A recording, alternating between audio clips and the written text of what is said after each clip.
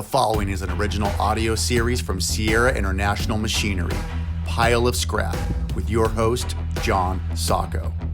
Well, I'm here today in Chicago, ISRI 2019 Roundtables. I'm here with Jason Schenker.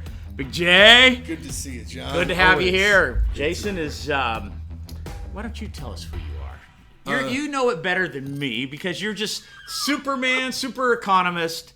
But you're everywhere. But Jay, give us a little bit of a background who you are to our listeners. Yeah, so I do a couple things. So I run a company called Prestige Economics. It's a financial market research firm. We forecast different things like metals prices, energy prices, currency rates, macroeconomic indicators. And we've been consistently top ranked by Bloomberg since I founded the firm. And I also run an organization called the Futurists Institute. We're focused on helping consultants, analysts, executives incorporate new and emerging technology risk and opportunity into their strategic planning. So those are kind of the two hats I wear, but I also write columns for Bloomberg and do some TV And you also stuff write books. And I write books. I mean, dude, you're prolific. This is what, your 12th book? How many books have you written in the last year? So I've written 12 books in 12 months. So that is book 12 in 12 months. The Reading the Economic Tea Leaves. Yeah, that's coming right. out. Is it coming out? Is it out now? It's out now. All It's right, out now. right It came on. out in August. There's another book coming out this month, but I kind of set myself a goal to do a book a month, and it's kind of gone. But in total, that's my 20th book. So I had done 8 books before I started the one book a month, and so Do you here sleep? we are. I sleep well. I sleep like a baby. But do you sleep? Yeah, 1 hour. I don't know. No. I sleep just fine. I actually find writing to be really relaxing for me. It's what I love to do more than almost anything, is just sit there and like problem solve and research stuff and then share information that I've kind of digested and theories I've come up with. All right, well, let's get started here on some questions because I've had a couple listeners to our podcast ask me to ask this question, and because of you're economist and you know what the hell's going on in this world, they want to know about the tariffs. Yep. What's it done to the U.S. economy, and specifically, how's it driving the recycling industry with the metals and, for that matter, plastic and paper to what extent you can tell us? Sure. So let's take the global macroeconomic piece first. There was a report that the IMF, the International Monetary Fund, put out in May looking at what were the impacts of the tariffs. Few big things, right? The big loser, no surprise, China. Okay. The big winner, Mexico. U.S. a little bit winning, benefiting from the trade war with China, and other countries seeing kind of mixed results. But the big loser, China, big winner, Mexico. What we're seeing on a global basis, what we're also likely to see, are displacements of manufacturing. So the longer this goes on, and we don't necessarily see an imminent improvement in the situation, because I fundamentally do not believe that the trade war is just about tariffs. I think it's about bigger things like Chinese economic and political hegemony over Asia and more. The world. Right. So that's kind of what it's about. Even the Section 301 tariff. So there's 2 tariffs. There's the 232, which means a whole lot for this industry. And there's the Section 301, which is based on sort of intellectual property and these sorts of things. And that's really a tariff that was implemented, and that's the one we hear the most about in the news now, ramping up and going back These are the and forth. ones where Trump says we're going to add another X billion to this, Yeah. and this, and this, and this. So that's the Section 301, and that's designed to counter the threat of Chinese technological supremacy on a global basis. The Section 232s are designed to foster more production of aluminum and steel domestically, so that the U.S. could be prepared and would not be at further risk in the future of being unable to produce materiel, to producing weapons. And is the effect that we are able to do this? What's the net effect on those aluminum and steel right now in the U.S.? Well, what we're seeing in the IMF report kind of shows for all these tariffs is that prices of things have gone up, right? So domestically, we see this has had an inflationary impact for a number of things. In terms of steel and aluminum and the like, we've seen it with the HRC, the hot rolled coil Midwest delivered NYMEX contract. That had seen a really big spike, although the price has fallen over the past number of months.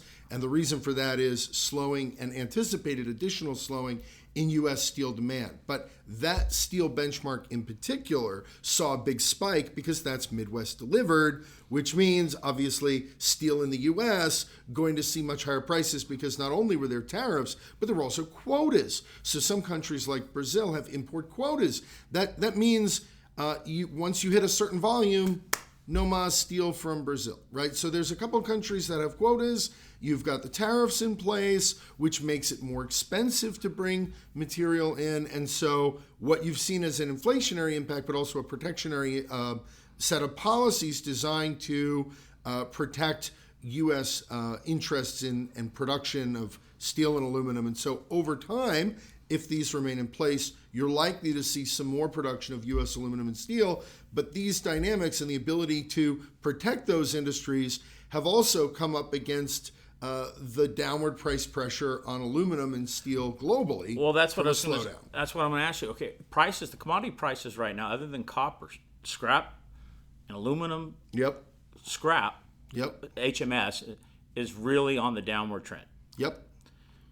We're going to continue this? Is this a tariff? If tariffs were eliminated tomorrow, like some candidates want, change anything, or is this just the cycle of what we're going through? Yeah, so I think there's a couple pieces. So if there's this economic term that academic economists use, and I'm not an academic economist, but there's this concept of ceteris paribus. In other words, if everything else didn't matter, this is what the world would be. And so we get to play this kind of fairy tale game as economists.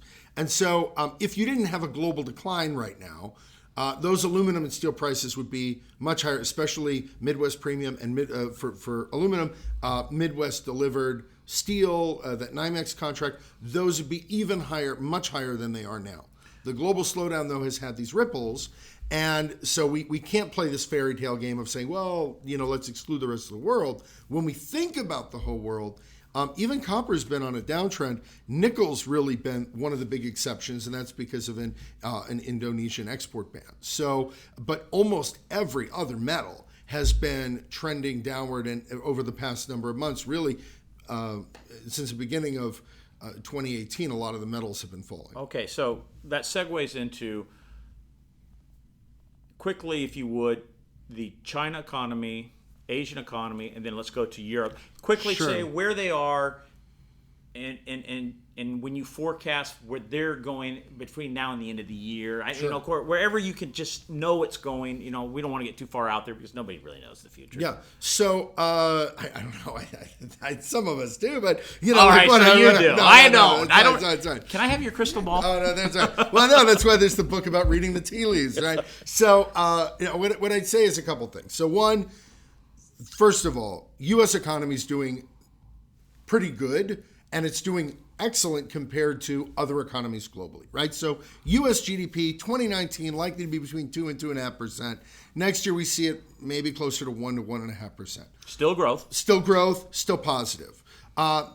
China has been in a manufacturing recession for more than half a year now. The Eurozone has been in a manufacturing recession for more than half a year now.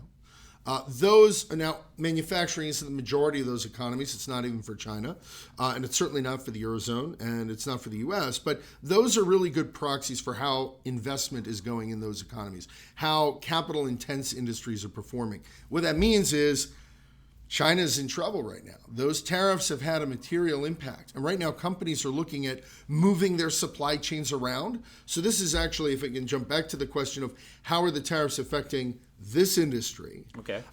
There's a key word here, and I think it's displacement. And so what you're seeing is the potential for companies to completely rework their supply chains on a global basis. And that's creating displacement in terms of where scrap flows are going to go. And where is it flowing where the now? demand's going to be. Okay, so where's it going to flow? The different flows, where do you see it? Yeah, I think you're going to see more into Taiwan. I think you'll see more into Korea. I think you'll see more into China-adjacent Asia. Okay.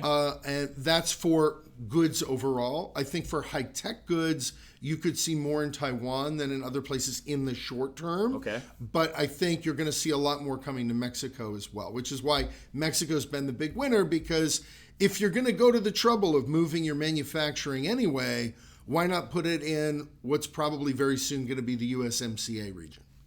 That's okay. I would have never thought Mexico was the winner.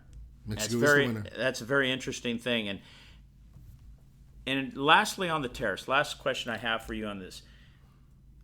You don't think there's going to be, there's no deal imminent with a trade deal.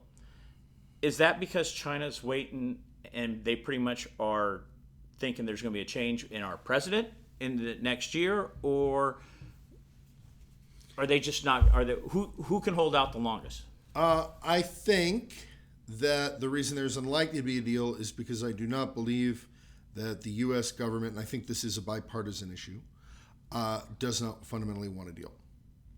And Peter Navarro, the U.S. trade czar, has written several books about China. Some of these are a decade or more old. The Coming China Wars, Where They'll Be and How to Win Them.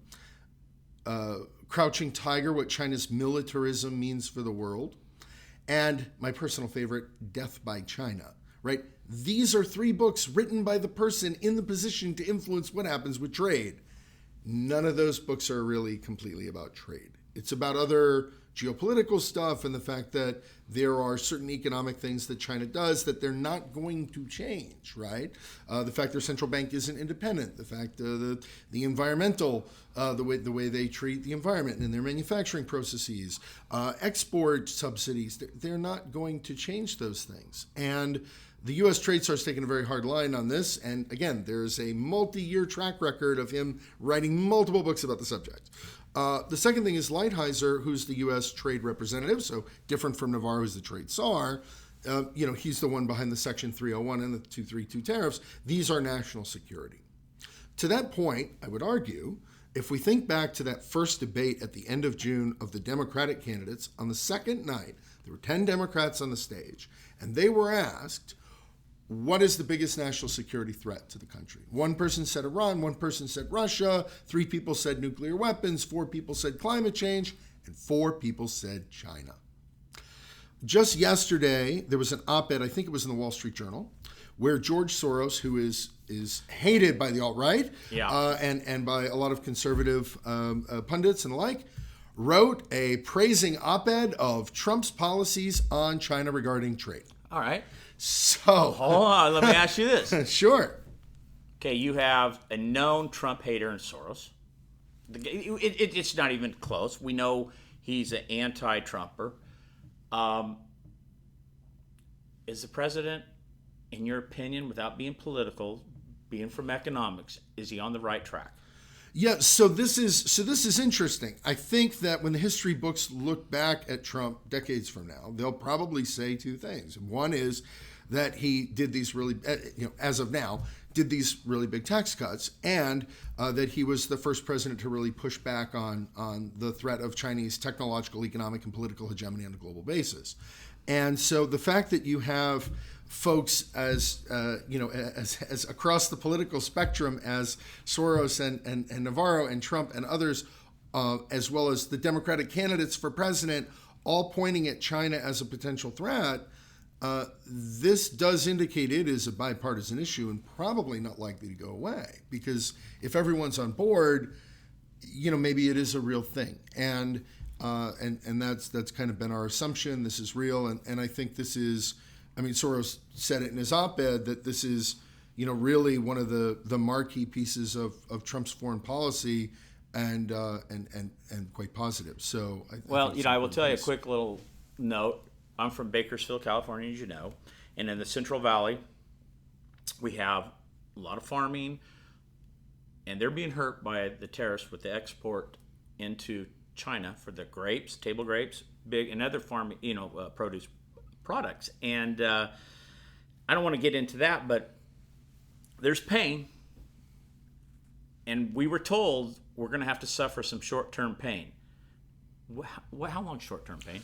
So it's interesting. I was actually at a Fed event back in May, and I was at a table with a number of reporters, and if I said their names, you would know who they were, from major business media outlets.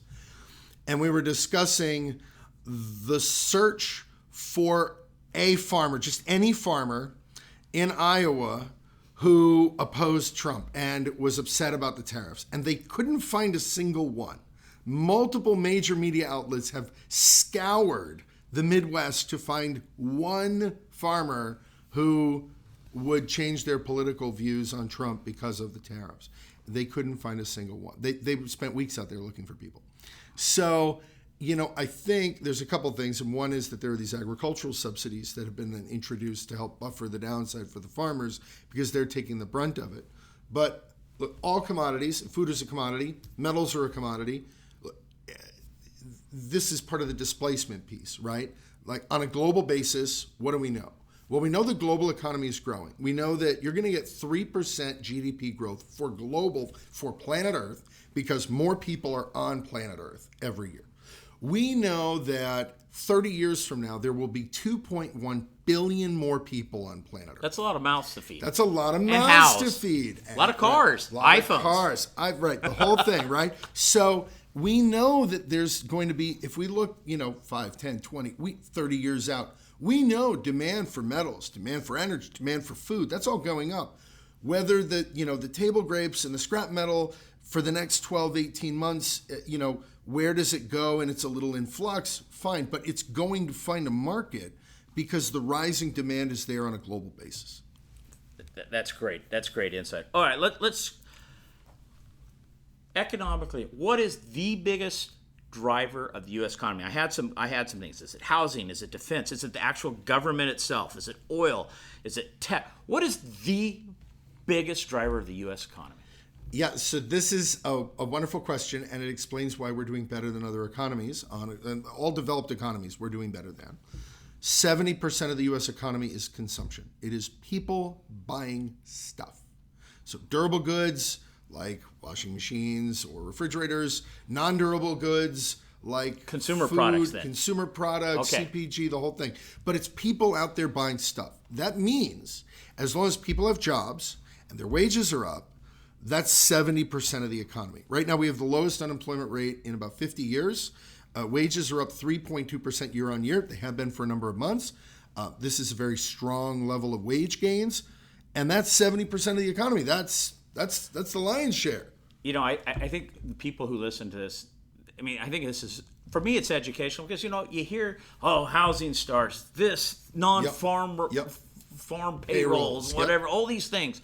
But, that's great insight. I really, for me on a personal level, sitting here with you, I'm learning too. Oh, great. So maybe I don't have to read all your books, Jay. Well, it's in the books too. There's some graphs and charts and things like whatever. It's pictures too. Like I hate books that don't have pictures in them. So me too. And right? Like my books have plenty of pictures. So yeah. All right, that's funny. All right, listen. Let's talk about taxes for a second and the economic. California, New York, the highest tax states in the union. All right, we had the so-called largest tax cuts, blah, blah, blah. What is the net effect on the economy? And I want to take it from the U.S., and then I want to take it to the states that have low tax, if no tax, and how their economies, are they really growing? Is it the taxes that are, what's driving it? Yeah, so I guess there's a couple things. So first of all, if we take it at the national level, as an economist, I would say tax is always bad, tax cuts always good, right? Always. Okay. But I would also say more debt, always bad. We got a lot of debt. We got a lot of debt, and the debt keeps going up. So it doesn't seem as if these taxes were balanced, and I don't know if they ever will be, the tax cuts. So I'm really torn because tax cuts are good, almost no matter what kind they are, and more debt's always bad, almost no matter what kind it is. So this was a mixed bag. Similarly, the yin to the yang, really. Yeah, something like that, but in a less pleasant way. And in a very similar fashion, if we think about what's the state level impact, we see something similar, right? So some states benefited a lot. Like I'm in Texas, we have no state income tax. So Texas benefited more than, say, California did, or New York, or Illinois. So these places have much higher state taxes, and now you can't deduct it, and then the whole thing, right? So, there are some ways that there were benefits, and it depends very much on what state you're in and whether there's state income tax or not. And some of the tax cuts and the exclusions and the deductions and the changes, some of it was to simplify the tax code, which definitely, there's no question. The tax code is simplified in a certain respect because now you have a lot more people taking the standard deduction.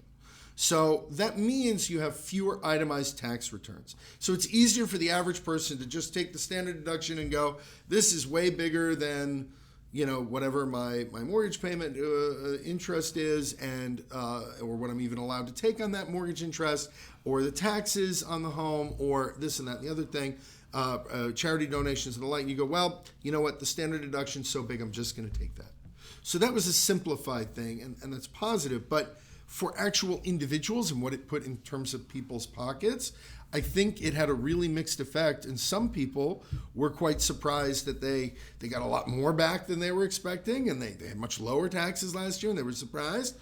And other folks got hit with a massive tax bill at the end of the year, and they were shocked because taxes they had previously deducted were no longer deductible. Thank you. I live in California. I got killed on that one. Right. So $10,000 is all we get to deduct on, and my property taxes for the properties I own exceed that, and just So it really depends on where you live, how much you benefited, and what assets you. So are these states with the lower? So going from that's the Fed now going to these states with the lower tax rate, are they actually growing because of that? Well, I mean, look, is it just people just right? So there's not that many states that have no state income tax. Right? There's a handful of them. Wyoming's one. Texas, where my brother lives. That's where your brother lives. Texas, lucky guy. Texas is another. It's where I live. I'm in the wrong state, dude. Florida's another one, right? There's a handful of states. Those states benefited asymmetrically, but I would also say that those states. Well, Wyoming's seeing a huge influx of folks leaving California. The same is true of Texas. I don't know if the same is true in Florida, but I know in Texas we're getting a lot of these sort of folks kind of fleeing higher levels of taxation in other states. Are you getting more deplorables? No, nothing like this. Well, if I think we're getting people of all political persuasions because. There is this discussion, is Texas turning purple and the whole thing, because we're getting people from California, we're getting people from New York, we're getting people from the coast. Does that make it less a Republican state? So, and I don't necessarily know if that's true, and I think time will tell. But even that thought indicates that we're not getting, kind of one kind of person relocating. But places like Texas are just growing because there's a lot of people moving there. The land is super cheap compared to California or New York or many other places. We built a factory in Georgia. Yep. Okay. The simple reason was the permit process was a day. Yep. To get a permit to build a 46,000 square foot facility, and then our 24,000 foot expansion that we did. In Georgia for our balers, because we get good demand on our products that we're innovating and making. There is no permit process. California, I still probably wouldn't have a permit. Yeah, I mean, it sounds like the permitting process sounds better for Scotch than starting a business just because you want it to age so long. But I mean. Do you like Scotch? I do. I do. I'm drinking my Macallan 18 here. I'm liking it a lot. Go. All right, let's talk about your involvement with ISRI. Sure. You've been around ISRI for a long time. Yeah, almost 15 years. And we've had the best times over the years. But why do you love this trade association and being around all of it? What is it? ISRI's a great group of people. It's people who are really enthusiastic about their industry. They care a lot about what they do. It's a lot of entrepreneurs in the industry, although that dynamic has shifted over time. But, it's interesting. It's people who see an industry that's driven by the global economy. There's not too many industries that are almost like raw, unadulterated, cut to the bone, macro driven. And the scrap industry is definitely one of those. Well, I always tell people I can give you the state of the economy. Yeah. Right. Based on our industry. Yeah, so we're the little quiet powerhouse. We in respect to, we can tell you what the economy is doing. Yeah, but I don't know how little, what $120 billion economy in the U.S. For the scrap industry, that's not that little. There's much smaller industries. Well, you know what, Jay? I'm always glad you're still part of coming to ISRI. For those who don't know what ISRI stands for, it's the Institute of Scrap Recycling Industries. I had the honor of being the chairman 2011, 2012. A lot of fun. All right. I've always wanted to ask this question about the economy. Okay, here it is. The Here it comes. Let it rip. The sports industry. Okay. I'm sitting there this weekend with my son. He's got his fantasy football team, and I'm watching these games in these stadiums, and these huge amount of people in these stadiums, these big $100 billion stadiums, okay? All the people that work it, all the colleges, and all the sports industry, but the sports on a whole. Yep. What's it affect on our economy? You know, entertainment is a significant part of keeping a populace happy.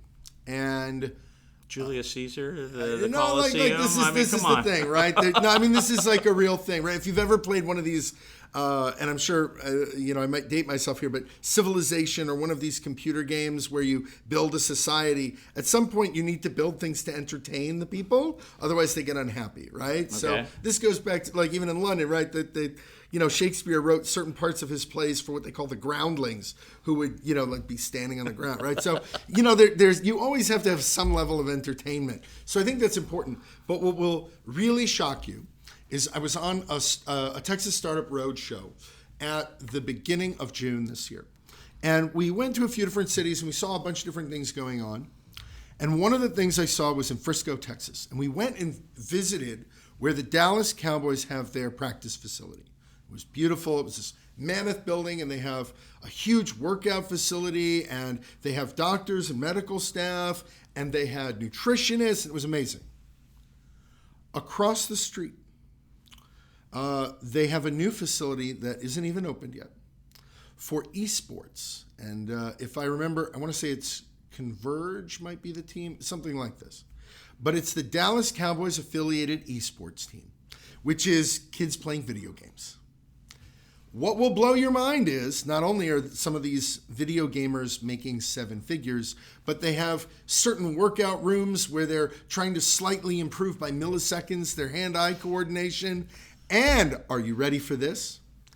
As part of as being a professional esports gamer, they have to maintain a healthy body, and they have to work out regularly and see nutritionists and see medical professionals to make sure they're taking care of themselves. And they share the exact same facilities with the Dallas Cowboys. Can you imagine being a linebacker and you walk in and there's a 17-year-old video gamer lifting weights and you have to get in on a set, right? Can you imagine? This is a real thing. I'm not even making this up. You can't make this up. This is crazy. So sports is entertainment, but yep.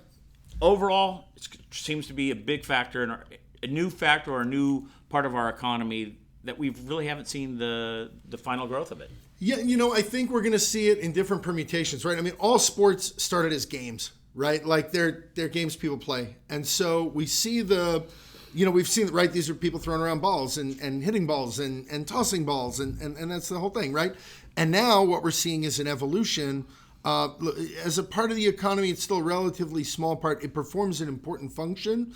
Also, in terms of helping people foster regional identities, we could get into a whole long philosophical thing about that. I don't feel like this is the venue. No. But what I will say is the next level is the video game piece. And you might go, but these are just kids playing games. That's a lot of and money 100 years ago, somebody would have said, but they're just out there throwing a ball in a basket. How is that worth millions of dollars? It's guys hitting a ball with a stick. What?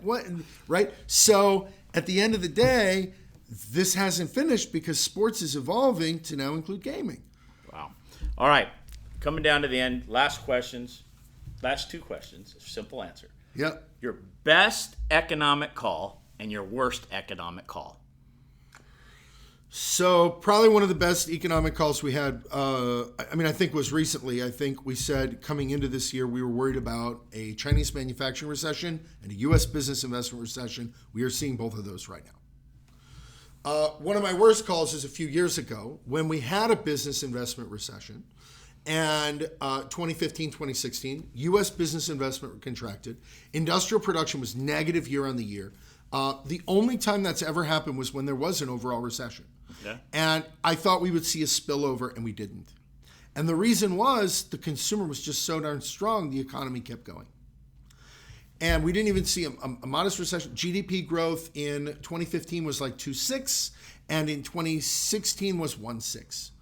Positive numbers, but there was a recession in business investment. This industry remembers what happened in 2015, 2016. Well, as an economist, you can't make it too well on bad calls, can you? Well, right. But you can learn from the bad calls. And so right now, everyone's talking about big U.S. recession coming, great recession coming, da-da-da-da.